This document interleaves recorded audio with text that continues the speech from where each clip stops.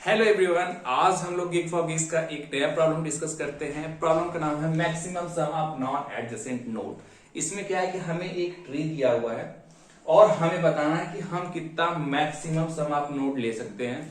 आप कोई भी नोड इसको पिक कर सकते हैं, लेकिन आप ये याद देखिए, जब भी आप कोई दो नोड को पिक करेंगे वो कंसेक्यूटिव नहीं होना चाहिए। ठीक है, जैसे अगर आप बोलते हैं कि मैं इस नोड को पिक करता हूं एंड उसमें मैक्सिमम नोड सम निकालने के लिए नोड का, इस नोड को अगर आपने चूज किया तो आप इन दोनों नोड को चूज नहीं कर सकते।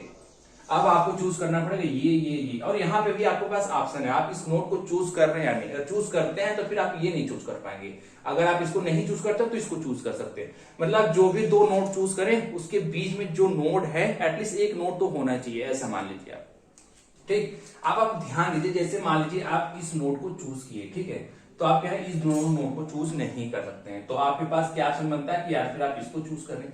अगर आप इसको चूज नहीं करते तो आपके पास ये ऑप्शन है। तो मान लीजिए हमने इस नोड को चूज किया और इन सब नोड को चूज किया, मान लीजिए ऐसा। ठीक है, ऐसा आपने मान लीजिए चूज किया।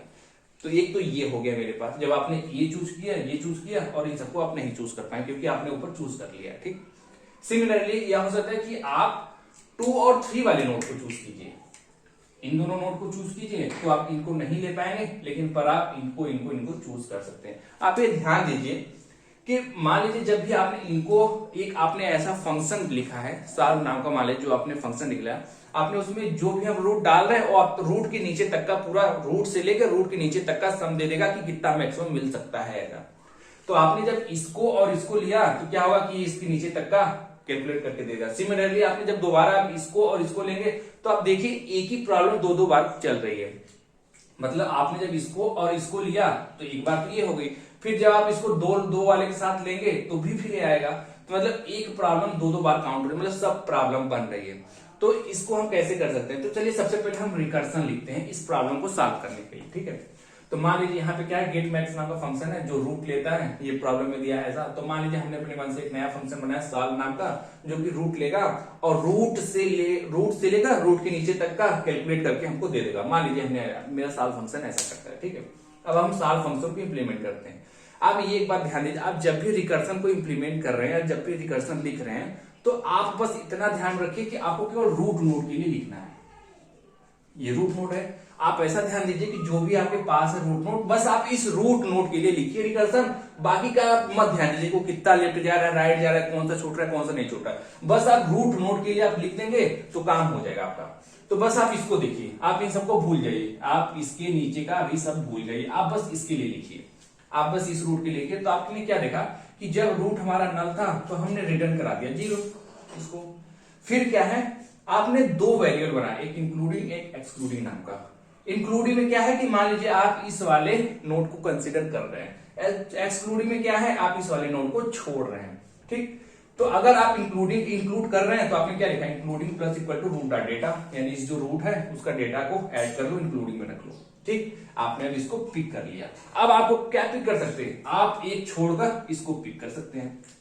तो आपने क्या देखा, पहले हम इंक्लूड वाले को क्या केस सॉल्व कर रहे हैं, इंक्लूड कर रहे हैं तो सबसे पहले हमने रूट की वैल्यू को ऐड कर दिया और इसके जो नीचे फंक्शन है उसको हम कॉल कर लेंगे। ठीक है, एक छोड़ के। तो हमने क्या देखा, रूट डॉट लेफ्ट नल है क्या। अगर मान लीजिए हमको ये कॉल करना है, इसको यूज करना है, तो सबसे पहले तो मैं इसको ये देखना पड़ेगा इसके लेफ्ट में नल तो नहीं है। अगर पता चला नल होता तो नीचे होता ही नहीं।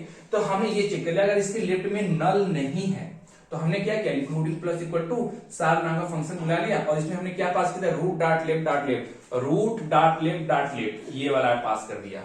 ठीक, similarly including plus equal to root dot left dot right. अब हमने इसको भी पास, क्योंकि ये मान लीजिए ये है रूट है तो इसके ग्रेड सम को मुझे ऐड करना पड़ेगा, कॉल करना पड़ेगा।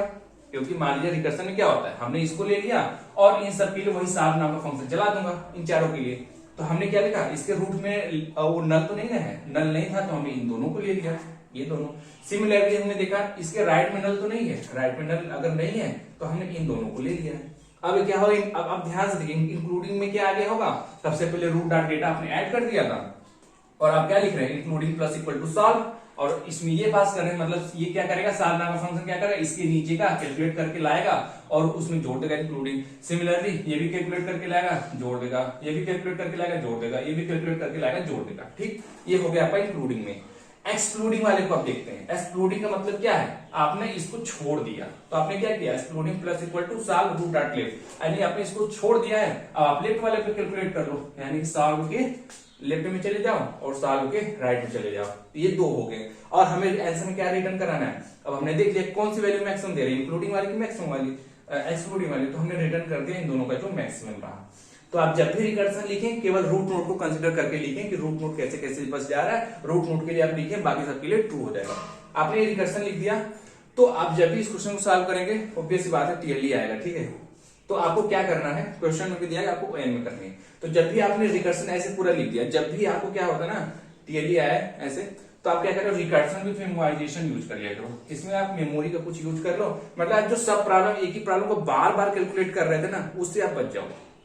टीएलडी भी बस उसी की वजह से आता है कि आप एक प्रॉब्लम को बार बार, पता चला कि आप सॉल्व ऑफ, ठीक है, सॉल्व आप मान लीजिए 8, ठीक है, ये वाला आपने पास किया, ठीक है, आपने एक बार कैलकुलेट किया, पता चला कि आप इसको 100 बार कैलकुलेट कर रहे हैं। जब आपने एक बार कैलकुलेट कर लिया है तो 100 बार कैलकुलेट करने की क्या जरूरत है, आप इसको रख लीजिए कहीं। तो आप इसमें क्या करें, सिर्फ एक मेमोराइजेशन यू आता है, मतलब कि आप इसको रिकॉर्ड रख लीजिए इसका।